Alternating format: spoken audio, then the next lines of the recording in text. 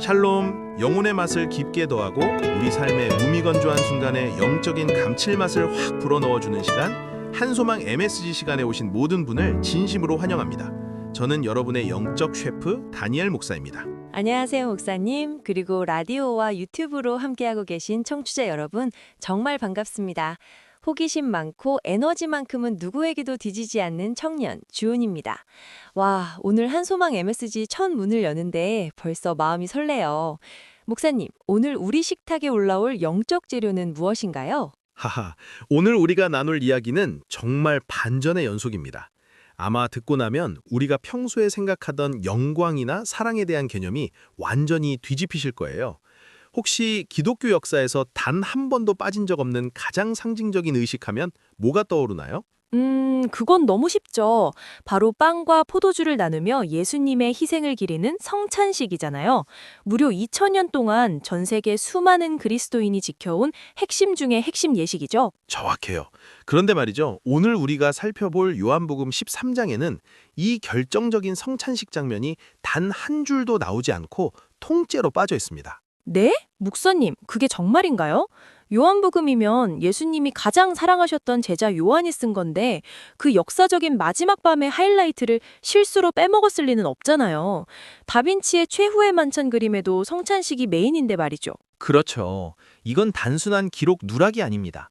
당시 인류가 믿어온 낡은 종교적 관습을 완전히 깨부수기 위한 요한의 아주 치밀하고 의도적인 생략이었죠. 오늘 우리가 파헤칠 미스터리한 텍스트의 주제는 바로 이겁니다. 가장 낮은 곳에서 발견한 진짜 영광. 와, 제목부터 역설의 미학이 느껴져요. 낮은 곳과 영광이라니.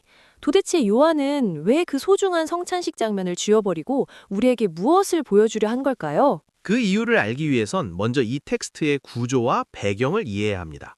요한복음은 전체가 아주 흥미로운 뼈대로 되어 있어요. 1장부터 12장까지는 예수님이 대중을 향해 화려한 기적, 즉 표적을 보여주시는 공적인 무대입니다. 하지만 오늘 우리가 다룰 13장부터 마지막까지는 철저히 소수 제자만을 향해 열려있는 내밀한 기록이죠. 아, 대중적인 스포트라이트에서 소수 정예 멤버들을 위한 프라이빗 룸으로 무대가 확 좁혀지는 거군요. 맞습니다. 배경은 십자가 처형을 불과 몇 시간 앞둔 목요일 밤입니다. 배신의 징조와 죽음의 공포가 짓누르고 있는 아주 좁고 어두운 다락방이죠. 세상의 모든 긴장감이 응축된 그 순간, 요한은 빵을 떼는 예식 대신 충격적인 장면을 카메라 렌즈에 담습니다. 그게 바로 예수님이 제자들의 발을 씻겨주신 세족식인 거죠? 그렇습니다. 요한이 성찬식을 생략한 이유는 당시 교회의 모습 때문이었어요. 요한복음은 다른 복음서보다 훨씬 늦은 주후 90, 100년경에 쓰였는데 이미 교회 안에서는 성찬식이 매주 반복되는 기계적인 루틴이 되어가고 있었죠. 본질은 잊은 채 빵과 포도주를 먹는 행위 자체에만 안주하는 종교적 소비에 요한은 경종을 울리고 싶었던 겁니다. 아, 혁신을 외치지만 회의실 문 나가면 아무것도 변하지 않는 고인물 조직 같은 매너리즘을 지적한 거군요. 정말 뼈를 때리는 통찰이네요. 비유가 아주 정확합니다. 그래서 예수님은 식사 도중에 갑자기 일어나 겉옷을 벗고 수건을 허리에 두르십니다. 당시 1세기 팔레스타인에서 발을 씻기는 일은 먼지 나는 길을 하루 종일 걸어온 손님들을 위해 가장 낮은 계급의 노예가 하던 굳은 일이었어요. 그런데 스승이신 분이 제자들의 그 냄새나고 더러운 발 앞에 무릎을 꿇으신 겁니다. 이건 단순히 우리 겸손합시다 수준의 훈화 말씀이 아니네요. 권력의 위계 질서를 완전히 박살내는 파격적인 퍼포먼스 같아요. 맞아요. 여기서 겉옷을 벗었다는 것은 하늘의 영광과 기득권을 내려놓은 것을, 수건을 둘렀다는 것은 가장 낮은 종의 정체성을 취함하심을 의미합니다. 즉 제자들의 더러운 발을 씻겨주는 이 행위는 곧 십자가에서 피를 흘려 인간의 가장 추악한 밑바락 죄악을 씻어내실 것이라는 강력한 메타포였습니다. 요한은 독자들에게 거룩한 예식에 참여하는 것으로 만족하지 말고 타인의 아픔 그리고 냄새나는 삶의 현장으로 직접 들어가라고 외치는 것 같아요. 정확한 해석입니다. 그런데 주은자매, 이 감동적인 세족식 직후에 다락방의 분위기가 순식간에 얼음장처럼 차가워집니다. 예수님이 갑자기 폭탄 선언을 하시거든요. 너희 중 하나가 나를 팔 것이다. 아, 가련 유다 이야기군요. 성경을 보면 유다가 빵 조각을 받고 밖으로 나가버리잖아요. 요한은 그 장면을 유다가 나가니 밤이러라 라고 아주 짧고 건조하게 묘사합니다. 이건 단순한 기상관측이 아니에요. 빛이신 예수님을 등지고 탐욕과 배신이라는 흑암으로 걸어 들어간 인간 내면의 어둠을 시각화한 아주 문학적인 장치죠. 스승을 죽이러 나간 제자와 그리고 남겨진 다락방에는 패배감과 죽음의 공포가 가득했을 텐데 분위기가 정말 최악이었겠어요. 그런데 바로 그 절망의 한가운데서 예수님은 다시 한번 이해할 수 없는 말씀을 하십니다. 지금 인자가 영광을 받았고 하나님도 영광을 받으셨도다. 목사님, 솔직히 이건 좀 너무 역설적이지 않나요? 지금 다 망하게 생겼고 이제 곧 체포되어 죽으실 텐데 이게 어떻게 영광이에요?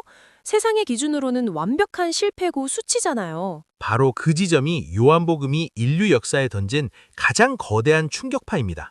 우리가 생각하는 영광은 피라미드 꼭대기에서 남을 짓밟고 올라가 박수받는 것이지만 하나님이 정의하시는 영광은 철저히 자신을 내어주고 비워내는 이타성에 있습니다. 배신당하고 죽임당하는 그 비참한 사형틀을 인류 구원을 위한 찬란한 무대로 뒤집어버리는 것, 그것이 진짜 영광이라는 거죠. 쟁취하는 권력이 아니라 버리는 희생에서 영광을 찾는다. 정말 차원이 다른 논리네요. 그럼 이렇게 어두운 밤을 지나는 제자들에게 예수님은 어떤 삶의 방식을 제안하시나요? 그 대답이 바로 서로 사랑하라는 새 계명입니다. 그런데 주은자매, 구약 성경에도 이미 내 이웃을 네 몸과 같이 사랑하라는 율법이 있었잖아요. 수백 년 전부터 있던 가르침인데 왜 굳이 이걸 새로운 패러다임이라고 선언하셨을까요? 사랑의 강도를 더 높이라거나 사랑해야 할 대상을 더 넓히라는 뜻이었을까요? 헬라어 원어를 보면 그 힌트가 나옵니다. 새롭다는 뜻의 단어가 두 개인데 단순히 신제품 같은 새로움은 네오스라고 해요.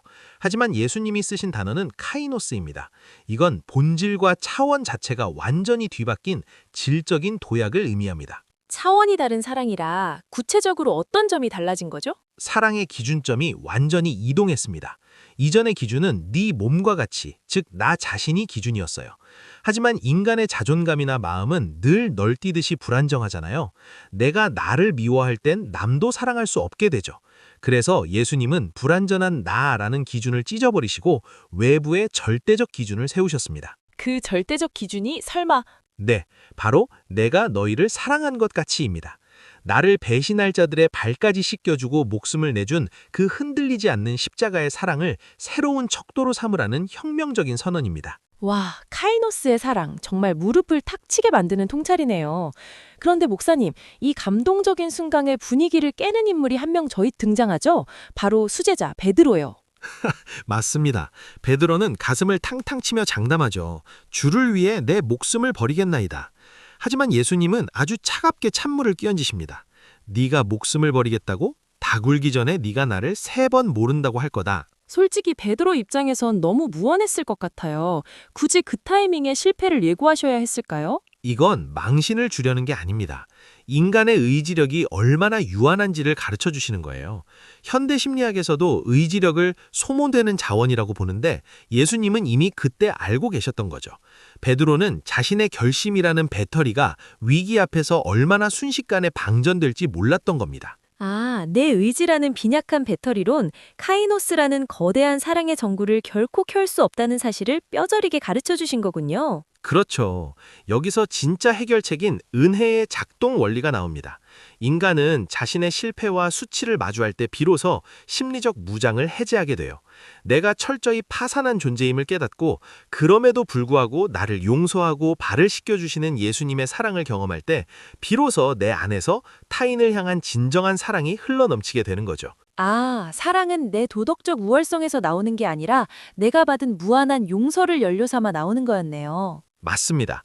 우리도 맨날 새해 결심하잖아요. 올해는 가족한테 화 안 내야지, 동료를 넓은 마음으로 품어야지. 하지만 며칠 못 가죠. 그 좌절감이 오히려 출발점입니다. 내가 남을 포용할 만큼 대단한 존재가 아니라는 자기 객관화가 돼야 비로소 타인의 냄새나는 발 앞에서도 무릎을 꿇을 수 있게 됩니다. 가장 낮은 곳에서 발견한 진짜 영광. 오늘 이 말씀이 제 가슴에 정말 깊이 박히네요. 오늘 이 깊은 탐구를 마무리하며 청취자 여러분께 도발적인 화두를 하나 던지고 싶습니다. 만약 누군가를 진정으로 사랑할 수 있는 능력이 나의 의지력이 아니라 나의 밑바닥을 직시하고 용서받는 경험에서만 나오는 것이라면 어떨까요? 목사님, 그 말씀은 지금 내 곁에 있는 가장 사랑하기 힘든 사람, 나를 힘들게 하는 그 사람이 사실은 은혜를 가르쳐주기 위한 거울일 수도 있다는 뜻인가요? 정확합니다. 그 얄미운 사람은 나의 평화를 깨는 방해물이 아니라 내가 얼마나 사랑에 무능한 존재인지를 깨닫게 해서 결국 카이노스의 전구를 켜도록 나를 훈련시키는 가장 고마운 거울일지도 모릅니다. 와, 정말 생각의 대전환이네요. 유다가 나간 뒤에 그 캄캄한 밤이 오히려 영광의 시작이었던 것처럼 말이죠. 여러분, 살다 보면 사방이 꽉 막힌 것 같은 어두운 밤을 만날 때가 있습니다. 하지만 그 고난 속에서 묵묵히 나를 비워내는 시간들이 훗날 여러분의 삶을 가장 밝게 비추는 영광의 무대가 될 것을 믿으시기 바랍니다. 오늘 한소망 MSG 시간, 정말 영혼의 감칠맛이 제대로 느껴지는 시간이었습니다. 목사님, 귀한 말씀 감사합니다. 저도 즐거웠습니다. 청취자 여러분, 오늘 하루도 자신을 비워내는 영광의 길을 씩씩하게 걸어가시길 응원합니다.